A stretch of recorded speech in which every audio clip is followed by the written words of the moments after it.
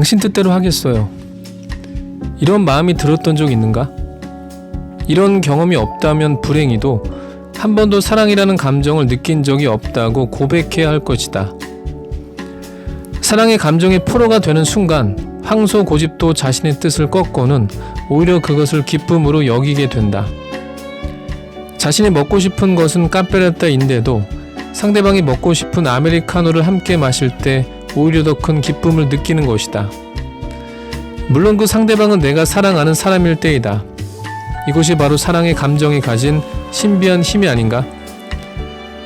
자신의 뜻보다 상대방의 뜻에 따라 사는데도 기쁨을 느낄 수 있다는 것. 이것은 오직 사랑에 빠질 때만 가능해진다. 대개의 경우 우리는 자신의 뜻이 좌절될 때 기쁨은커녕 깊은 슬픔과 좌절을 맛보기 때문이다. 자신의 뜻대로 사는 것이 주인의 삶이고 타인의 뜻대로 사는 것이 노예의 삶이다. 어느 누가 노예의 상태에서 기쁨을 느낄 수 있겠는가 말이다. 한마디로 사랑에 빠진 사람은 자신이 소중하다고 생각하는 것, 그러니까 평소 소신이나 가치관, 심지어 종교마저 기꺼이 내던져 버린다. 이것만큼 우리가 사랑에 빠져 있다는 것을 잘 보여주는 증표가 있을까? 자발적인 노예 상태에 빠지는 것, 이것이 바로 사랑이다. 그래서 사랑보다 위대한 감정은 없다고 말하는 이들도 있다. 의지, 지성, 신념처럼 인간이 자랑스럽게 여기며 쉽게 포기하지 않는 것들도 사랑 앞에서는 전혀 힘을 쓰지 못하기 때문이다. 노예가 어떻게 자신의 의지를 주장할 수 있겠는가? 도대체 어떻게 이런 자발적인 포기가 가능할까? 사랑이란 무엇보다도 먼저 기쁨의 감정이라고 할 수 있다. 스피노자는 기쁨의 감정은 인간이 더욱 작은 완전성에서 더욱 큰 완전성으로 이행할 때 발생하는 감정이라고 말한다. 그러니까 무엇인가 결여되는 것이 아니라 자신이 더 충만해진다는 감정이 바로 기쁨이다. 기쁨이라는 감정과 사랑이라는 감정을 구분하는 가장 중요한 척도는 사랑에는 외부 원인이 있다는 데서 찾을 수 있다. 다시 말해 사랑이라는 감정은 특정한 외부 대상을 전제로 하는 기쁨인 것이다. 구체적으로 말해볼까? 누군가를 만나 과거보다 더 완전한 인간이 되었다는 기쁨을 느낄 때 우리는 그와 사랑에 빠진 것이다.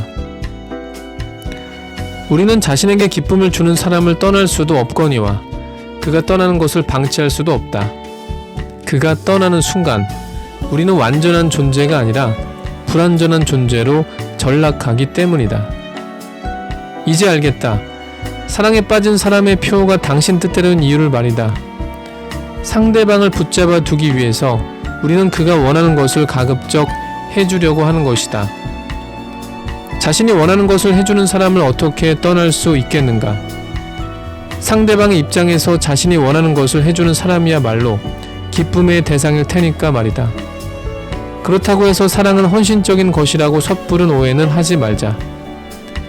상대방의 뜻을 존중하는 것은 상대방을 내 곁에 머물도록 하기 위해서다. 상대방이 내 곁에 있어야 행복을 느낄 수 있기 때문이다. 그러니까 당신 뜻대로는 일종의 유혹. 내 곁에 있으면 당신은 나라는 사람을 노예로 두고서 영원히 존중받을 수 있다는 치명적인 유혹인 셈이다. 어느 누가 이런 매력적인 유혹을 거부할 수 있을까? 펄벅의 소설 동풍서풍의 주인공 괴이란이 동양 여인으로서 자신이 가지고 있던 전통적인 신념과 아울러 그토록 소중히 여기던 전족을 버린 이유도 다른 데 있는 것이 아니다. 그녀가 사랑하는 남편이 자신에게 원하는 것은 신여성으로 사는 아내였던 것이다.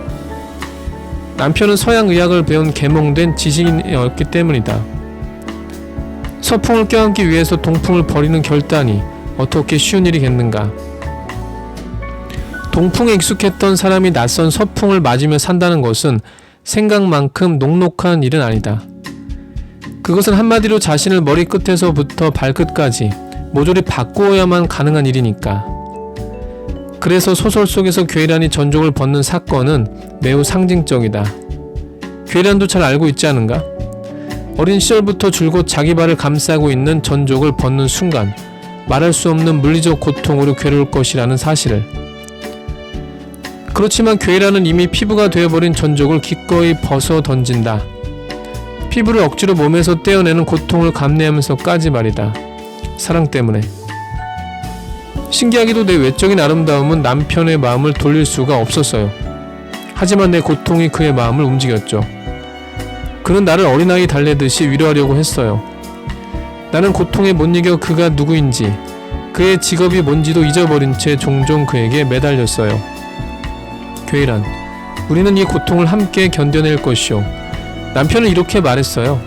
그토록 고통스러워하는 모습을 참아보기 힘들지만 이건 단지 우리 둘뿐만이 아니라 다른 사람들을 위한 것이기도 하다는 것을 생각해보. 사악한 구습에 대항한다고 말이오. 싫어요. 나는 흐느끼며 말했어요. 나는 오직 당신을 위해서 참는 거예요. 당신을 위해서 신식 여성이 될 거예요. 남편은 웃음을 터뜨렸어요. 그러자 그 얼굴도 류 부인에게 이야기를 건넬 때처럼 약간 밝아졌어요. 이것이야말로 바로 내 고통에 대한 보상이었어요. 이후로는 이만큼 어려운 일도 없을 것 같았죠. 그러나 괴이란의 사랑에는 어딘지 모르게 서러운 구석이 있었다. 그녀는 남편의 사랑을 얻기 위해서 그가 원하는 것을 기꺼이 감행하고 있지만 남편은 단지 아내가 신여성이 되기만을 바라고 있었기 때문이다. 사랑에 빠진 사람은 상대방의 존재를 마냥 갈망하게 된다. 나와 너를 제외한 일체의 다른 것들은 눈에 들어오지 않기 때문에. 그러나 남편은 과연 괴이란을 사랑하고 있기는 한 것일까? 이런 의문이 드는 것은 그가 얼굴에 쌀가루를 곱게 바르고 자신을 기다리고 있는 아내에게 제발 나를 위해서 이런 식으로 얼굴에 떡 칠하지 마오. 나는 자연스러운 모습이 더 좋소라고 냉소적으로 반응하기 때문이다. 그녀의 남편은 괴이란 자체보다는 그녀의 외양에 더 관심을 가지고 있었던 것이다. 자신이 원하는 모습을 하고 있으면 관심을 주고 그렇지 않을 때 무관심하다면 이것이 어떻게 사랑하는 사람의 마음이겠는가. 그렇게 건성으로 말하고 눈길조차 주지 않던 남편이 갑자기 괴이란에게 관심을 보이기 시작한 것은 오로지 그녀가 전족을 풀겠다고 결심했을 때부터다. 평생 달라지고 싶다고 꿈꿔본 적도 없는 괴이란이 위대한 사랑의 감정에 깊이 몸을 담그기로 결심한 반면 남편의 관심은 여전히 괴이란 그녀가 아니라 의학적으로 왜곡된 그녀의 발, 낡은 관습으로 상징되는 그녀의 발을 향하고만 있었던 것이다. 지금 남편은 아내를 일종의 계몽의 대상으로, 다시 말해 인류애라는 감정에서만 바라보고 있는 것이 아닐까? 지금 남편은 전적으로 상징되는 동풍에 아직도 젖어있는 아내에게 측은지심을 품고 있을 뿐이다. 그래서 그는 신여성 류 부인에게 지어 보였던 똑같은 미소를 괴이란에게도 던질 수 있었던 것이다. 마침내 자신의 뜻대로 괴이란도 미개한 풍속을 버리고 개화의 길을 따랐으니까.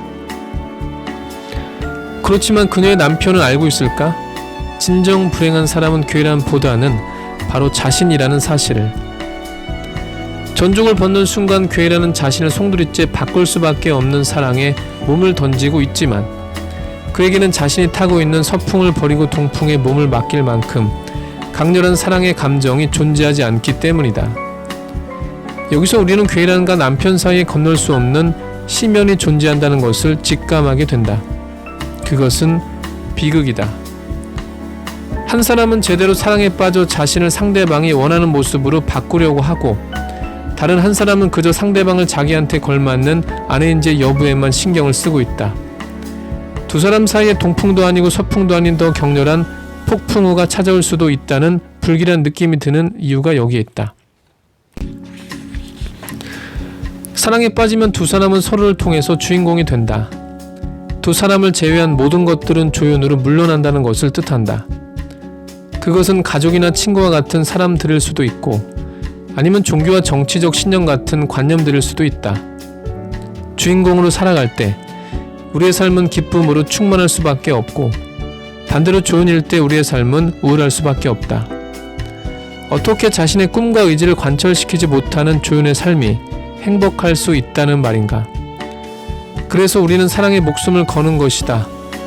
자유가 아니면 죽음을 달라 라는 표현은 사랑에도 그대로 관철된다. 주인공이 아니면 죽음을 달라. 사랑의 위기나 비극은 모두 사랑의 정의로부터 설명된다.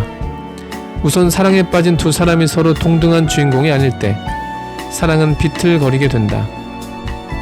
여자는 남자를 남자 주인공으로 만들고 남자는 여자를 여자 주인공으로 만들어야 한다. 그렇지만 어느 순간 여자는 남자를 주인공으로 만들려고 계속 노력하는데 남자는 더 이상 여자를 주인공으로 만들려는 노력을 하지 않을 수도 있다. 물론 그 반대도 가능하다. 이 순간 사랑은 위태로워진다. 또 다른 위기는 두 사람 이외의 제3의 것들이 조연의 자리가 아닌 주연의 자리로 떠오를 때 발생한다. 시부모가 무대를 휘두른다든가 남녀 중 어느 한 사람의 종교나 정치적 신념이 중심이 되는 순간 두 사람은 자신도 모르게 조연으로 강등되고 동시에 사랑의 기쁨도 조금씩 사라지게 되는 것이다. 이 두 가지 위기를 지혜롭게 그리고 단호하게 극복할 수 있겠는가? 이것이 바로 사랑에 빠진 모든 사람들이 고민해야 될 유일한 문제일 것이다.